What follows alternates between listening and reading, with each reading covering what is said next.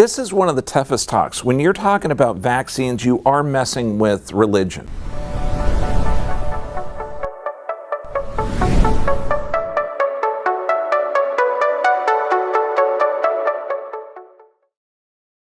And one of the things that's so frustrating is the difference between what actual science says, what information you're getting from your standard doctor, and how this completely insane procedure is being forced on us.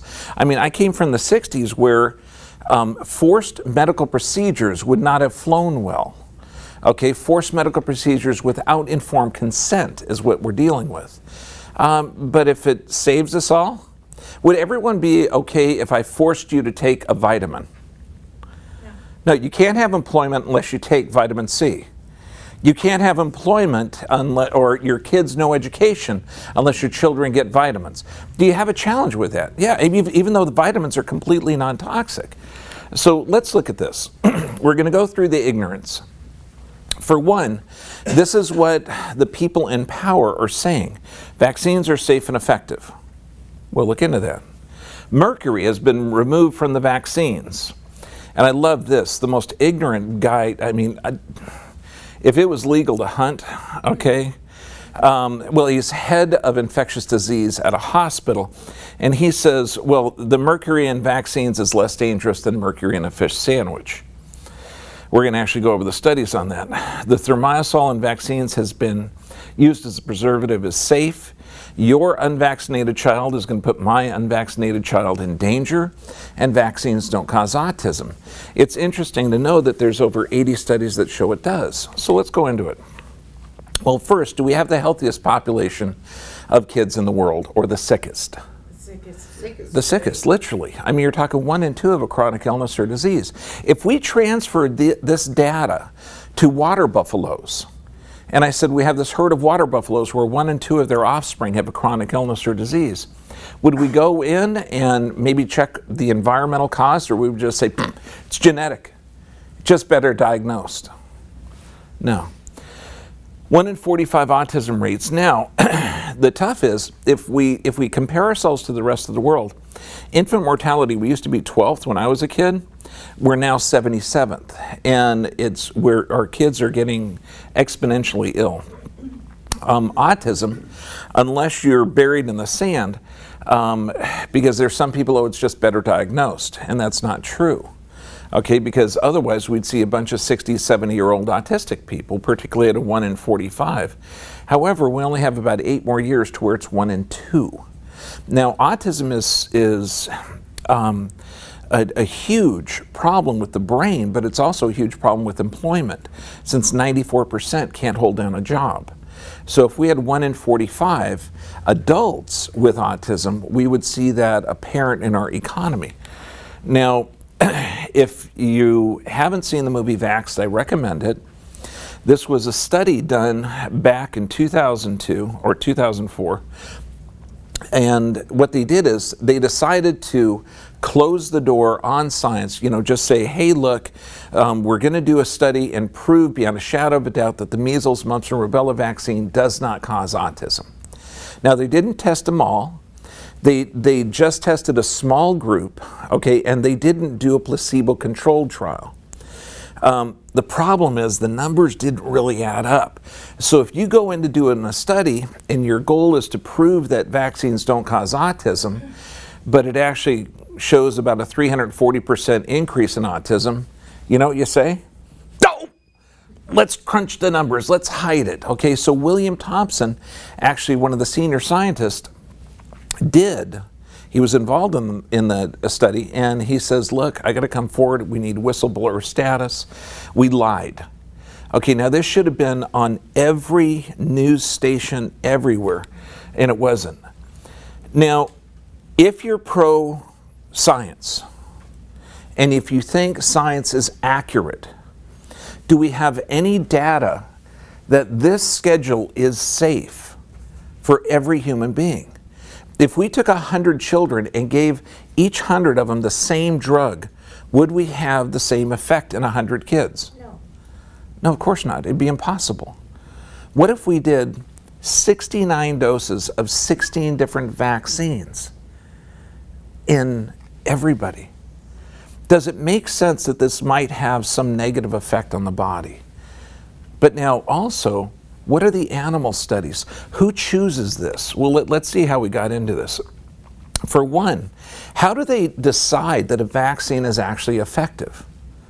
It's interesting because you can't, shoot a bunch of people with a flu vaccine and, dump a bucket of influenza over them and see which ones get sick, right?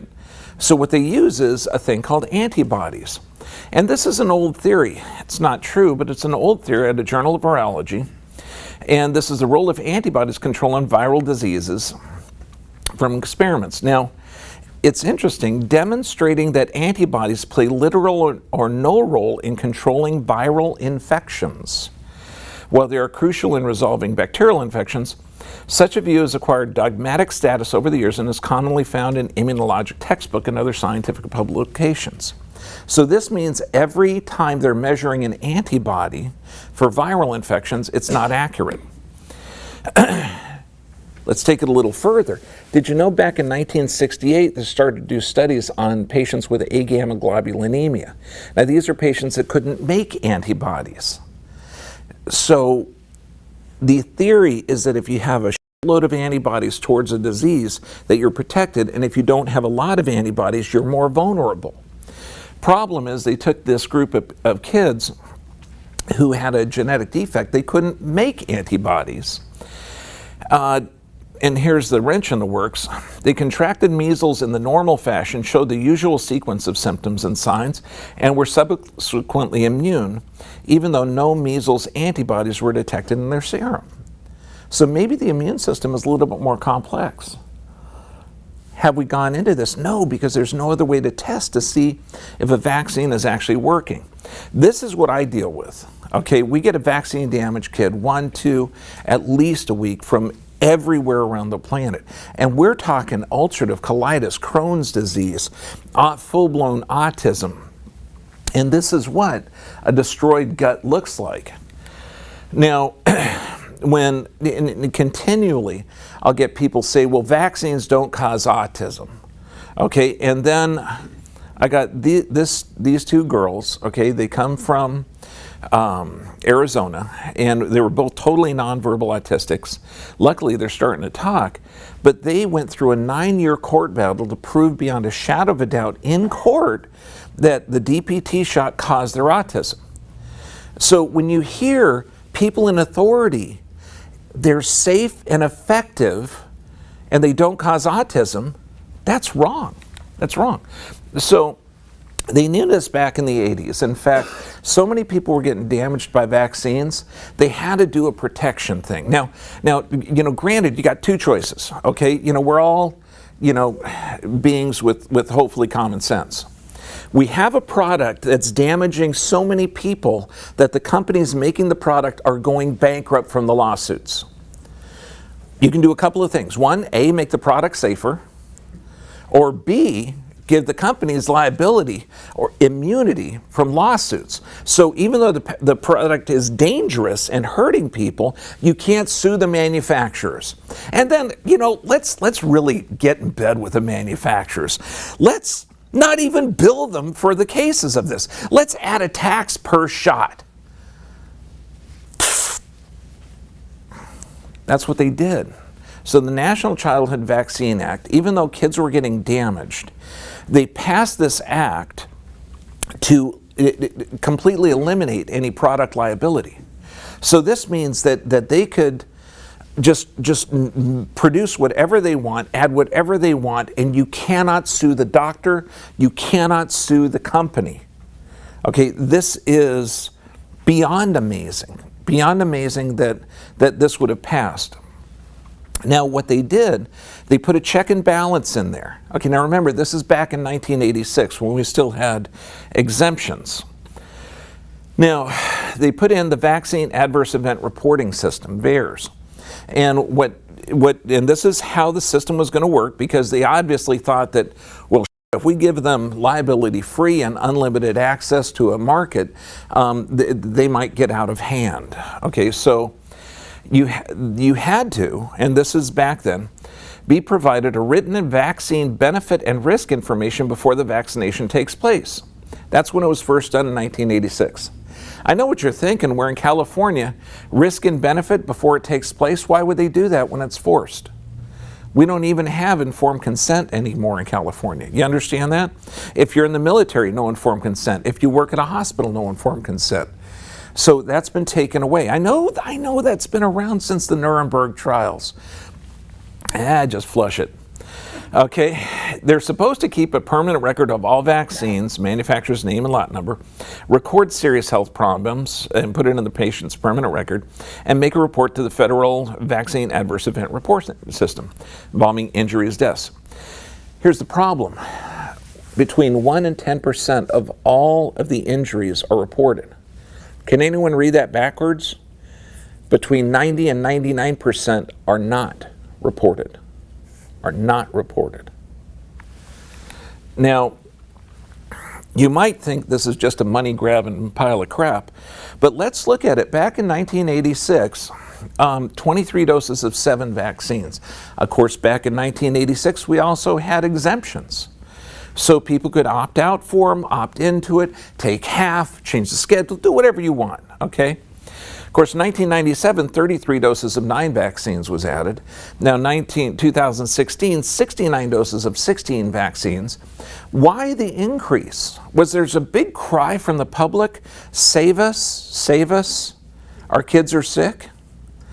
No, and so now we're looking at this. Our kids are suffering. There is an environmental cause. So is there evidence? And right now you can tell that there's so many people looking at their computers on YouTube. They're fuming, but they protected us from disease. They're safe. They're just a genetic susceptible population. It's not in the literature. Let's look at the literature. Okay, the cost of the vaccines went from $80 per child to $3,000. Okay, and we're looking at, I mean, if you don't have any kids, this is what parents are paying, or your health insurance. And drug companies won't be liable for any injuries, deaths under the in the new law. So now this is what the vaccine companies are paying out. Okay, now remember, let's go back, because I know it was 2 slides ago, and it's hard to have that long of a memory, but no one gets that. Okay, I'm going to start doing Bible humor. Okay, so when you look at this, remember, 90 to 99% of all the adverse events are not reported. So you could multiply this by factors, okay? We're talking $114 million was paid out, okay, in vaccine court settlements. 1,000% increase for the flu shot, 300% increase for hepatitis B, 75% for the DPT shot. I mean, when you look at this, millions and millions of dollars is paid out. And this is in 1 year. Don't worry, I know what you're thinking. My God, if the vaccine companies had to fork this out, they might go out of business. No, it's our tax dollars, so it's okay. This is an attorney, and I'm just looking in there, trying to find what a pro-vaccine person would do, because I'm not anti-vaccine, I'm anti-stupid. This is stupid. This one law firm, they've collected over $200 million in the past 3 years for their clients, and I doubt if they're the only firm. Now, you understand that we have anti-discrimination laws in this country. Okay, this is not North Korea. Well, kinda, in some respects. Okay, so you could have full-blown HIV infection and you can go to school. You could have chlamydia, tuberculosis, go to school. You could have full-blown hepatitis B virus. You could be an IV sexually active drug-using prostitute and go to school and be okay. But if you don't have a vaccine, you're discriminated against. Okay, anyone find that like a little weird? Okay, so there's no laws to protect your freedom of choice. There's no informed consent. Now, if they're safe and effective, like remember, I was going to force everyone in here to take a vitamin, okay? You know, and you're not going with that. So let's look at the safety studies. Okay, what does Webster's dictionary say? Free from harm or risk, safe. Now, the problem is you're going to see multiple vaccine safety studies, because if you have an idea with what a safety study should be, we should have a placebo, right? And a placebo is supposed to be an innocuous substance given. So this means, you take a therapy group, a placebo group, and I don't know, maybe a control group, and you don't do anything to them, and then follow them for a bit. Well, let's look at it. Human Experimental Toxicology Journal, safety studies have not been conducted to determine the safety or efficacy, if it's even good, for administering multiple vaccine doses in a variety of combinations recommended by the CDC guideline. And this is not just an American psychosis. A buddy and patient from Dubai sent me this record for his kids. They're going through the same stuff. It's not the same volume that we have, but it's the same psychosis. I mean, there's no safety studies that show, and just like, how would you do a safety study with 69 doses of 16 different vaccines over 18 years? How would you do that? Okay, now this was the last part of the study, and this is going to be a shocker. It turned out that if you give more vaccines to a younger, smaller baby, that you have more negative responses than if you give less vaccines to an older, bigger baby. I know. Yeah. It's like, really? You had to do a study? Come on. Okay. So let's look at the mercury, okay? Because remember, the vaccine experts, and this is one of the reasons I put this on there, is because as vaccine experts are saying, no, ain't the mercury in the shots, because mercury's been taken out of the shots, and so even though mercury is neurotoxic, it can't be one of the causes of the autism epidemic. Have you heard that? Raise your hand if you've heard that. Okay, good. Let's cut through that crap. Okay. According to the fact sheet, thimerosal acknowledges, this is the sheet from Eli Lilly, in utero in children can cause mild to severe mental retardation and mild to severe gross motor impairment. That's on the package insert. Most seasonal flu shots have 25 micrograms of thimerosal. For this, the kid needs to be 500 pounds, 550 pounds. Now, you might say, well, how do they get away with that? Do you want to know how they did it? It's not one shot. What they do is they average that 25 micrograms over a year, and they say, see, it's safe. Okay, thimerosal is a neurotoxin. It's so toxic, if you put it on your skin, it'd be illegal. However, the CDC recommends that pregnant women and newborn children get influenza vaccines. That seems odd. Now, they go back, okay? Now, in 1999, granted that was a long time ago, we're talking like 18 years, but and this is the delusion that mercury is all removed from the vaccines. The amount of mercury in the childhood vaccine schedule recommended by the CDC exceeded all national and global maximum safety limits. So the American Academy of Pediatrics, the United States Public Health Service, called for immediate removal of thimerosal from all vaccines. Sounds good, right? They're getting behind something that makes sense. And so by 2003, the vaccine manufacturers had begun to react. Okay, good, it only took them 4 years. However, in April, the CDC recommended that pregnant women and young children get the flu vaccine. Now, even though it was never tested on pregnant animals, well, that doesn't make any sense if you read the package insert. Okay, now this caused widespread confusion, no kidding, because mercury had been removed from most of the childhood vaccines except for the flu shots. Now, the problem is, since they're added flu shots, and they also added a couple of more shots since 1999, the amount of mercury added to the immunization schedule outweighed the amount of mercury taken out. So we're looking at tetanus shot, flu shots. So the FDA and the CDC have increased the possible maximum childhood exposure to mercury from vaccines to twice the level that was triggered in 1999. Okay, now, federal statements regarding thimerosal. Okay, after a 3-year investigation, congressional report by the Staff Subcommittee on Human Rights and Wellness, Committee on Government Reform, Mercury in Medicine. Let's just read this, okay? Because if the doctor recommends a flu shot to you, okay, or a flu shot to your daughter or granddaughter or pregnant wife, thimerosal used as a preservative in vaccines is likely related to the autism epidemic.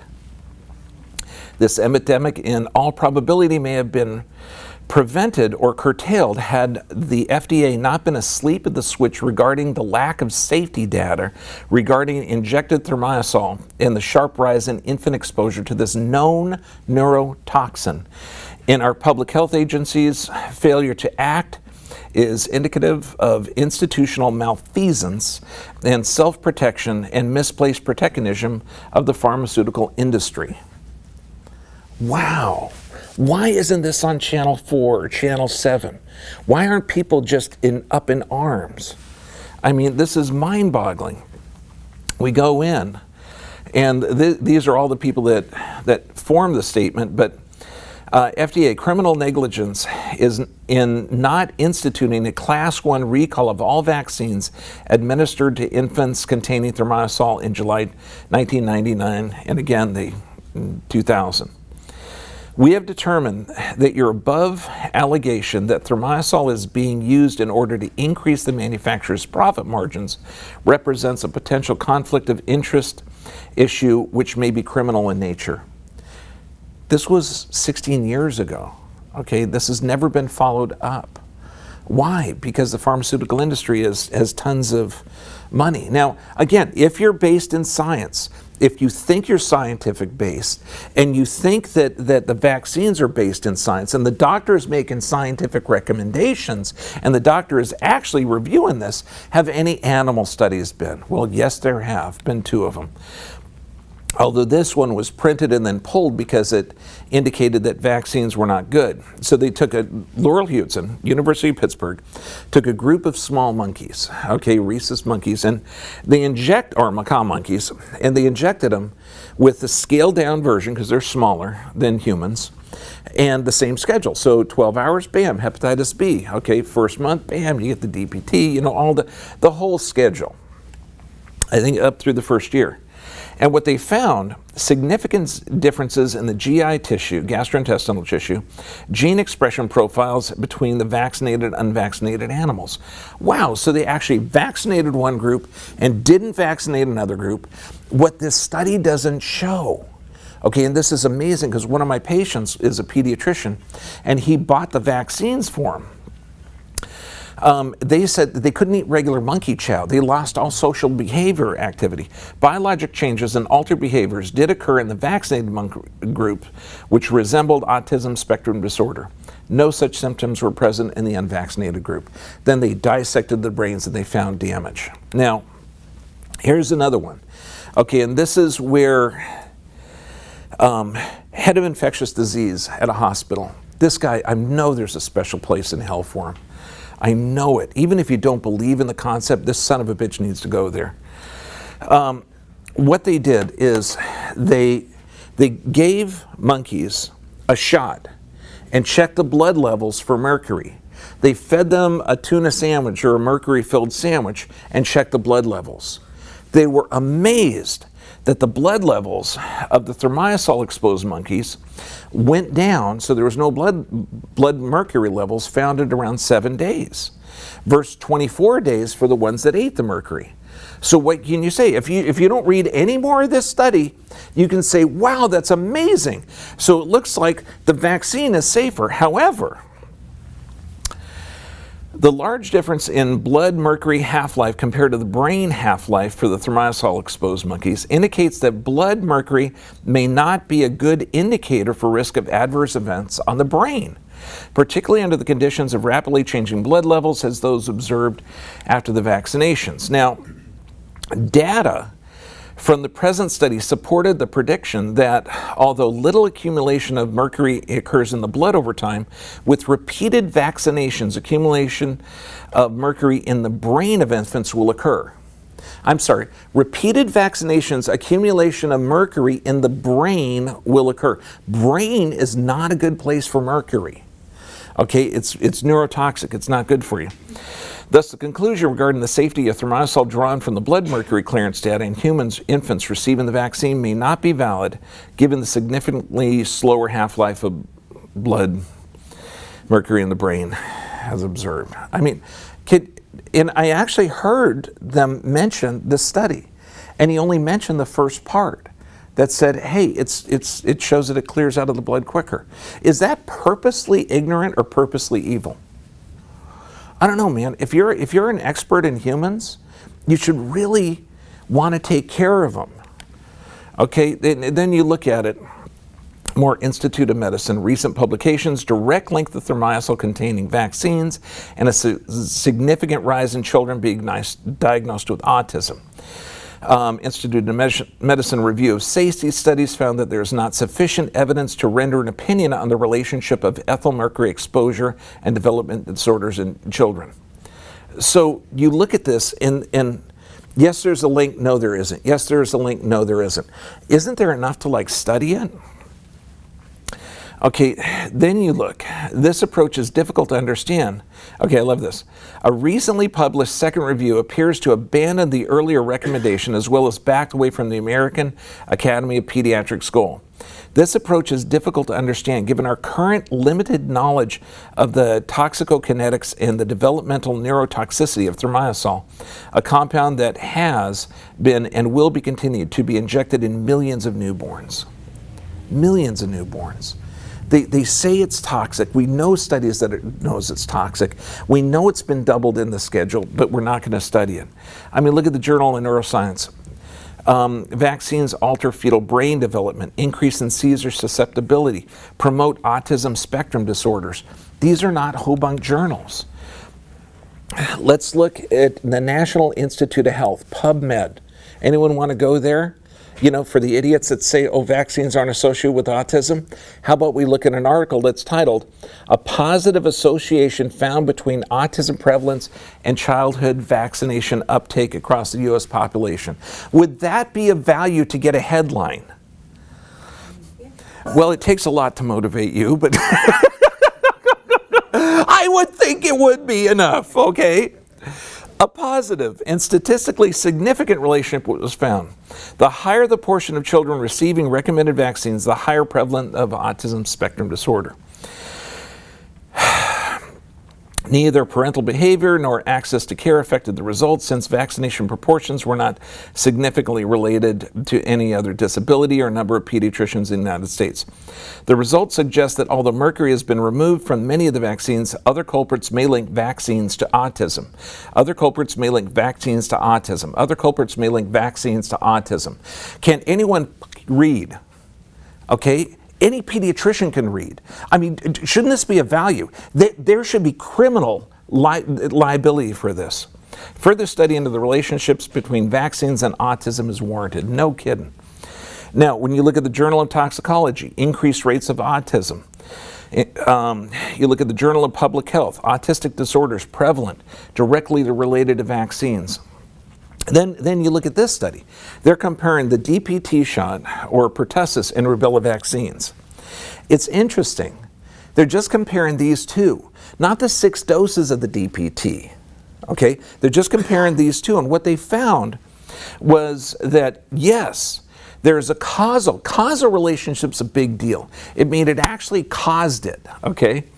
Now, it'll cause anaphylaxis, acute encephalitis, which is swelling of the brain, hypotonic, which can't move anything, hyporesponsiveness, and periods of inconsolable crying and screaming. I don't know. Shot anyone? Okay. Now, if you get the rubella vaccine, of course, it can cause acute and chronic arthritis in women. Now, this is interesting. They found insufficient evidence to say it's causal or not, presence or absence of a causal relationship. So there's not enough data in this study to say, yeah, for sure it caused it except for this stuff, or maybe it didn't. We just don't know. And they're looking at chronic neuralgia, meningitis, rash, Guillain-Barré, which is paralysis, diabetes, learning disabilities, peripheral neuropathies. I mean, shouldn't that should maybe make us check into it. Here's another analysis of the DPT and chronic nervous system dysfunction, a new analysis. Why do they need a new analysis? Because they know that the DPT causes neurologic damage. This is one of the ones that was wiping out the vaccine companies. So they said, yes, it can cause neurologic damage in 3 possible scenarios. Okay, the committee posted 3 possible scenarios where acute neurologic illness that will follow the DPT might be related to chronic nervous system dysfunction. Now, then they go through to say, look, we're not supporting one scenario over another. It's just they're there. Okay, this is what's happening because we're seeing a big rise in neurologic problems. One scenario, DPT administration might cause a serious acute neurologic illness and subsequent chronic nervous system dysfunction in children who might otherwise not have experienced either an acute neurologic illness or chronic nervous system dysfunction in the absence of DPT. That means perfectly healthy kid we inject, they got damage. Okay, like the 2 kids from Arizona. Now here's another scenario.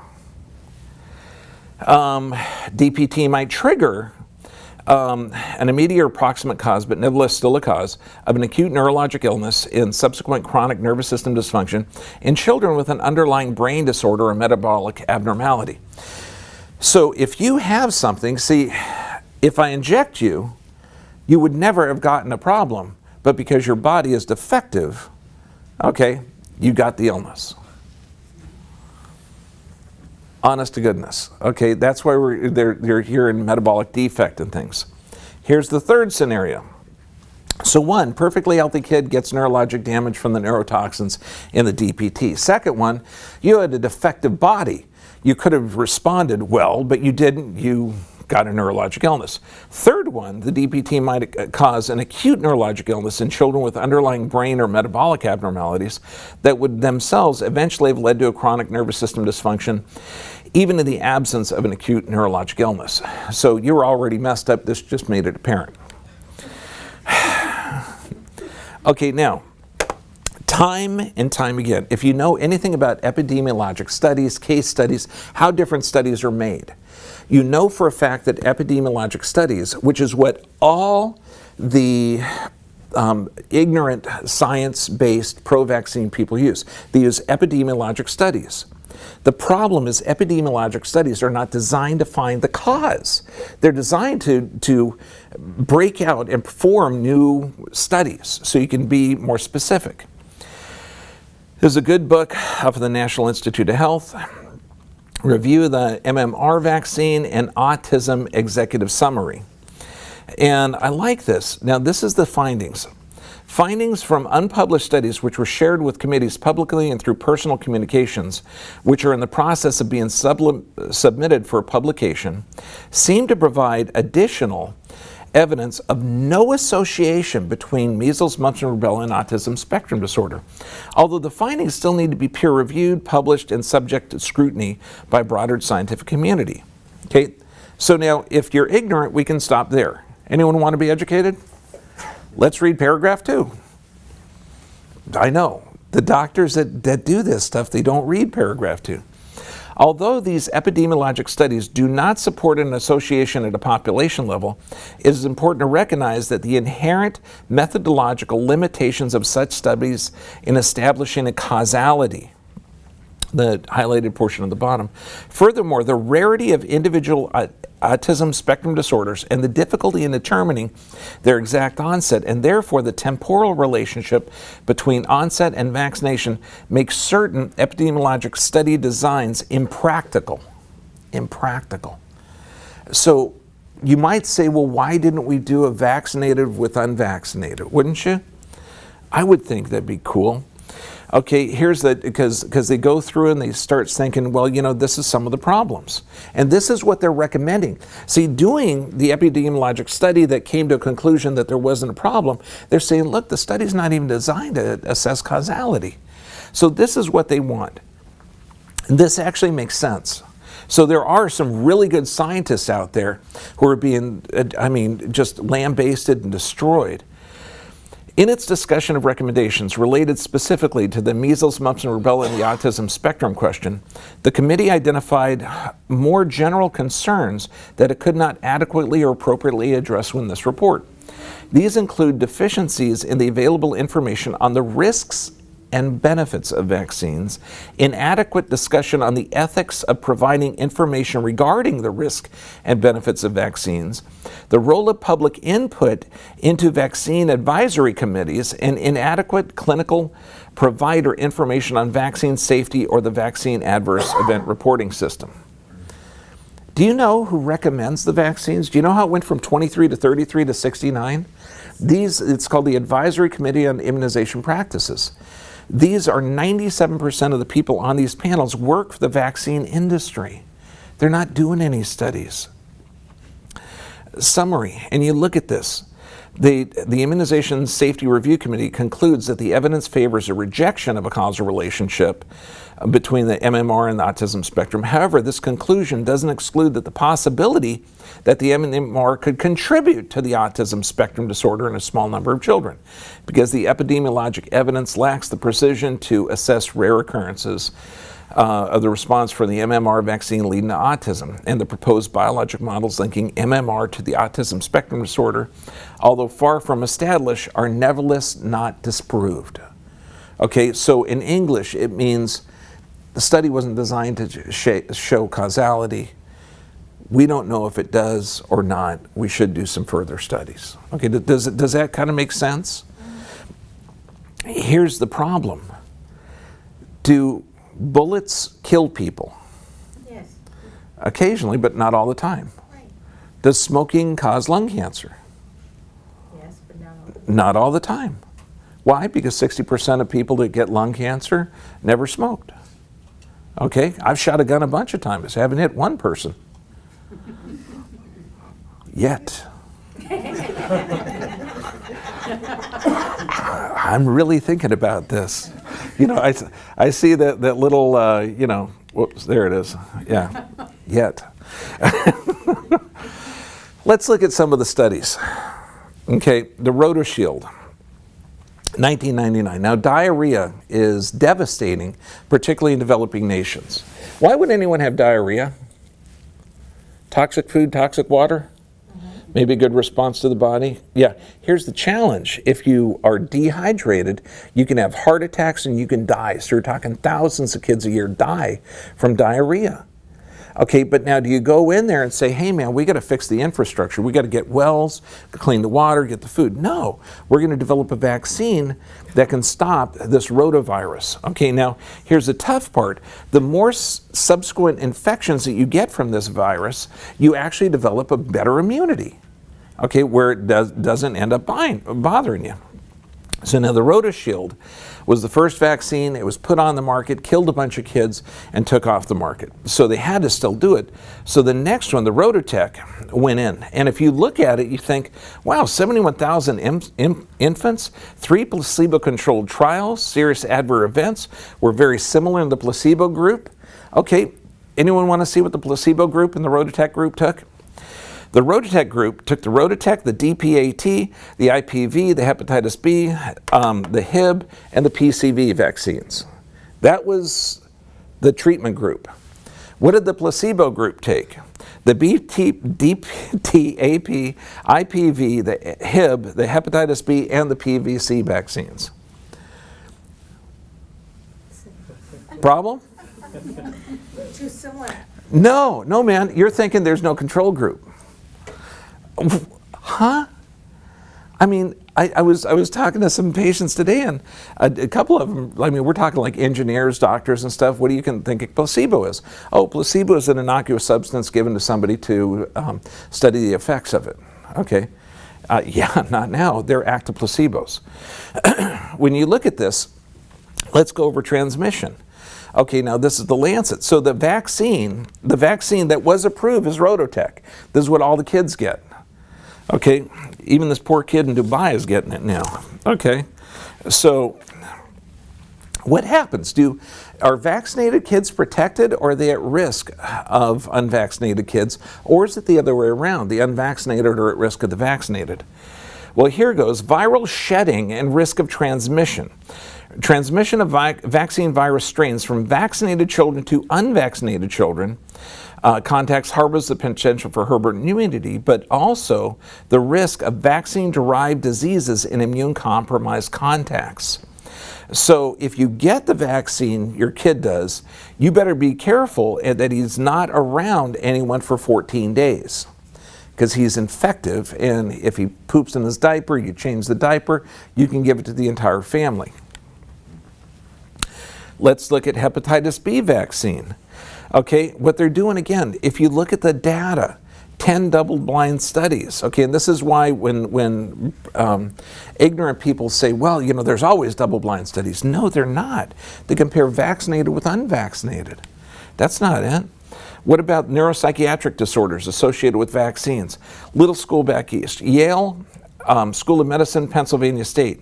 What they found was that vaccines are associated with anorexia nervosa, obsessive compulsive disorders, tic disorders, attention deficit disorders, major depression, bipolar disorders. This is the vaccines. Polio. Okay, what's the number one fear? God, if you stop vaccinating, polio will come back. Yeah, have you heard that? Okay, let's look. Let's look, why not? Okay, here's the National Polio Surveillance Program. Okay, now this is in India. What we're looking at, let's go way back to 1996. Now, acute flaccid paralysis, these are cases caused by the vaccine. They're not wild polio. Wild polio back then had how many confirmed wild cases of polio? Can anyone see the 0 at the top up there? So 1996, India was polio-free. No wild cases of polio, but 1,000 cases caused by the shot. So let's follow this program up, and you're seeing wild confirmed cases go up and down, maximum of 1,900, low of 0. You know, pretty much stable, you know, those are wild cases. The acute cases of flaccid paralysis, now these are kids who are never going to be normal again, caused by the shot, continually rises to a top of 60,922. So yeah, polio is now wiped out in India. They're polio free, but we have 60,000 kids that will never be normal because of the shot. Now, outbreaks in polio, China. Now this is from the Oxford Journals, Medicine, Journal of Infectious Diseases. Outbreaks of polio in China, Egypt, Haiti, Madagascar, Philippines are caused by the circulating vaccine-derived polio viruses. They demonstrate that these revertant strains are fully transmissible and pose significant results. Why? Why are we still vaccinated for polio? If you knew the actual facts that 95% of everyone that got polio never had a problem, never had even a symptom, 4 to 8% had a mild cold for 2 weeks, and we're talking 0.1% had serious death and permanent paralysis. So if you read that backwards, 99.9% of the people that got polio had no problems. So why are we doing this? Here's the challenge though. Worldwide, 70-80% of children are receiving 3 doses of the DPT and the oral polio in their first year of life. Yes, I understand oral polio is illegal to give out in America because it causes polio. I understand that. Okay, so in 1984, they knew that this was a problem. So let's kind of like not tell anyone. Any possible doubts, whether or not well-founded, about the safety of the polio vaccine cannot be allowed to exist. Strike it from the record. In view of the need to assure that the vaccine will continue to be used to the maximum extent. So, if you think there's a problem, don't even look into it. Yeah, maybe it'll just go away. Okay, now here's the problem. We're going to see massive rises in epidemics. And when you look at these ignorant sites, they say, well, of course, there's more disease rates in the vaccinated because more people are vaccinated. And vaccines aren't 100% effective. So we'll see higher disease rates in the vaccinated. Oh, honest to God. Well, now we're coming up into deep trouble. When immunity wanes, vaccination has far more limited impact on the average number of cases. High levels of vaccination, greater than 80%, we're already out there worldwide, and moderate levels of waning immunity, greater than 30 years, large-scale epidemic cycles can be induced. This is where the fear factor is coming. Well, we can actually look at the stats to see if our population really is sicker or really is healthier. We do have the lowest infectious disease rates. Is that from the vaccines or from sanitation? We do have the worst mortality rate of the developing nations. That means kids not making it their first year. Maternal mortality, moms being killed. Okay, we have one of the highest of all industrialized nations. In fact, maternal mortality rate more than doubled between 1990 and 2013. Why is that? Half of the nation's pregnant women, nearly 2 million women, were either vaccinated with a Tdap during pregnancy or influenza before or during the pregnancy. A lot received both. What do we know about pregnancy and the ingredients of the flu shot? Is it good for your body or bad? Bad. Bad, but it's recommended. There's no even studies on pregnant animals. Richard Horton, editor-in-chief of The Lancet. Okay, there's real scientists out there, there's real doctors out there, and when they see the data that I'm reading to you, they see the huge chasm between absolutely completely ignorant doctors or evil doctors. They know the facts and they're just not going to tell you, or they're so stupid they're not going to look up the data. They're just looking at this mounting rise of vaccine or damaged kids from some environmental toxin. You can't have a genetic epidemic. But when 1 in 2 kids has a chronic illness or disease, do you think there's an environmental cause? There is nothing else other than an environmental cause. It doesn't just happen where half of the population has a chronic illness or disease. In any society, ever. A lot of published research is in fact unreliable at best, if not completely false. He's right. There's some scientist out there, like the data I'm reading, comparing a vaccinated group with a vaccinated group. Is that a true placebo-controlled trial? No. No. What about recommending a flu shot when there hasn't even been pregnant animal studies? No. This is insane. No, and we have the data that says the 69 doses of 16 different vaccines aren't good. Okay, it's never been studied. Editor-in-chief of the New England Journal of Medicine. It's no longer possible to believe much of the clinical research that is published or to rely on the judgment of trusted physicians or authoritative medical guidelines. I take no pleasure in this conclusion, which I've reached slowly and reluctantly over my 2 decades as editor-in-chief. The psychosis. So if you're going to check into it, if you're going to actually do the research, if you're going to read the data, and you decide that you're not going to get it, tough luck. You're forced to get these vaccines. Now, there is still medical exemptions in California, but by God, why are we allowing this? Just no. And we have a physician's responsibility handout, okay, where they actually take responsibility for the shots. This is not. If you choose to get your children vaccinated, by God, read this. Is there any other safer thing that you can do to protect the child? Like vitamins, nutrition, healthy nerve supply, effective sleep? All of these things that should be studied? When you look at this, what's the first step? Vaccines. We know they're neurotoxic. For God's sake, at least wait. But shouldn't we have an independent committee to say, yes, the risk of disease, of polio, that 0.1% will have permanent impairment.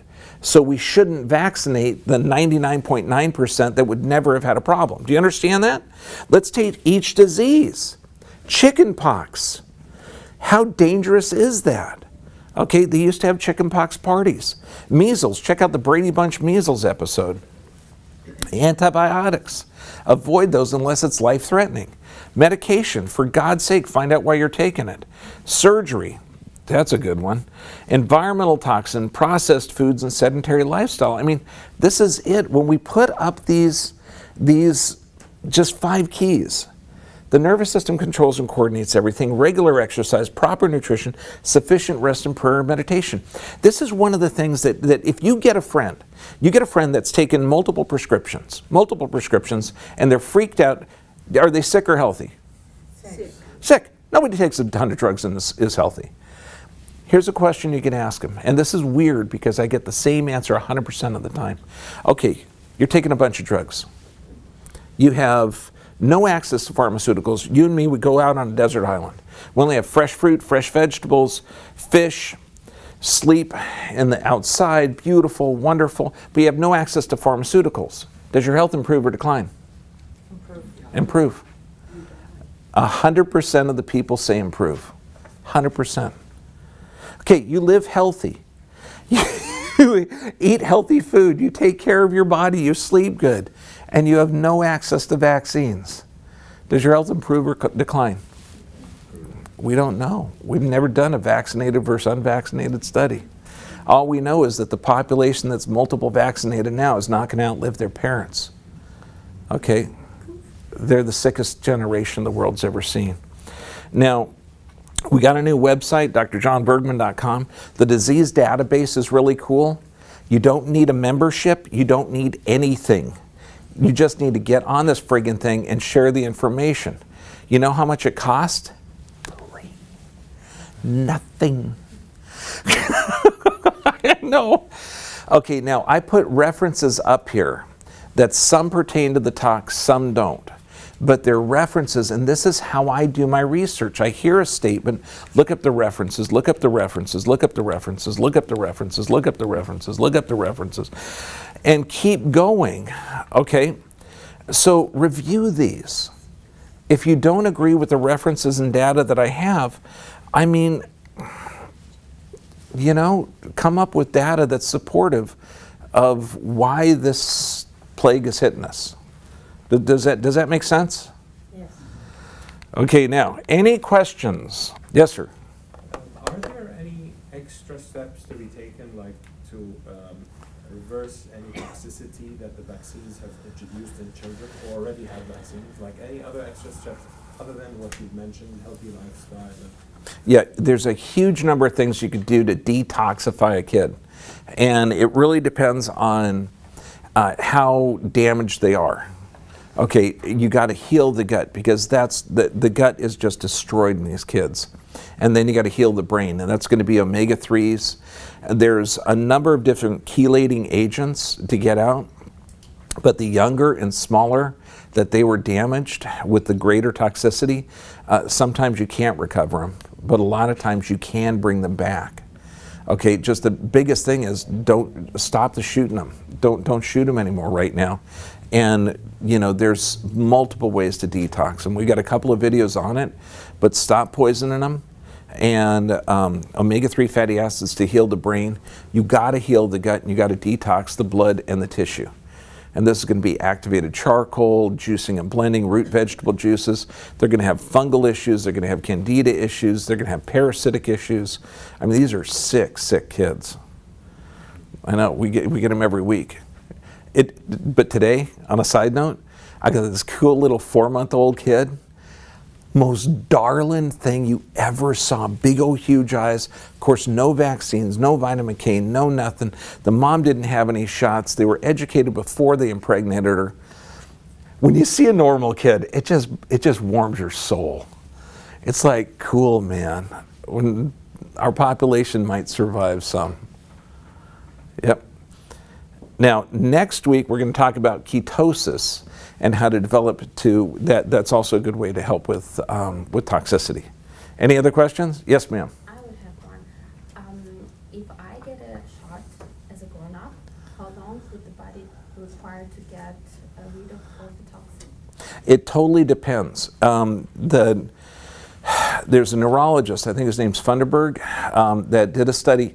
If you get 5 flu shots in a row, your risk of neurologic damage has increased 80%, and that's like Alzheimer's dementia. Okay, the flu shot today, since 2013, is grown in different growth mediums. such as monkey kidney cells, dog kidney cells, aborted human fetal cells, and caterpillar larvae. So 3 of those 4 substrates, it's still growing chicken eggs too, but 3 of those 4 are neoplastic cell growth, so those are cancer cells. The shot that I got when I was a kid in the 60s contained the SV40 virus. That's a simian virus number 40. Yeah, I know. There were 39 before that, okay? I don't know. Maybe I got SV38. Okay. SV40 is linked to what my age group has a huge rise in brain cancers and lymphomas. So how long? It's unknown. What damage is it going to have? Unknown. Is that an abnormal exposure for foreign proteins to get into your system? Absolutely. So it's better not. Yeah, it's kind of like I was thinking of shooting myself in the foot with a 45, 38, or 22. You know, a 22 would probably do less damage. What? I shouldn't shoot myself? Okay! God, I hate when people are so logical. No, don't do it. Yes, ma'am. They're concerned now that there's going to be an epidemic outbreak now? No, there will be. Within the vaccinated groups? There always is.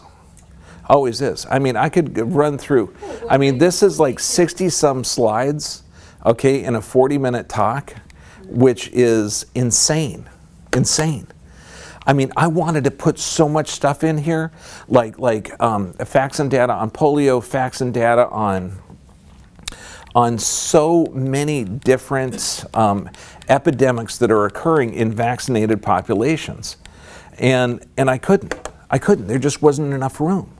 So, but when you look at this, the measles epidemic, you're talking over half of those guys were vaccinated, but you know the vaccine isn't 100% as safe and effective. So you're calling 135 people an epidemic?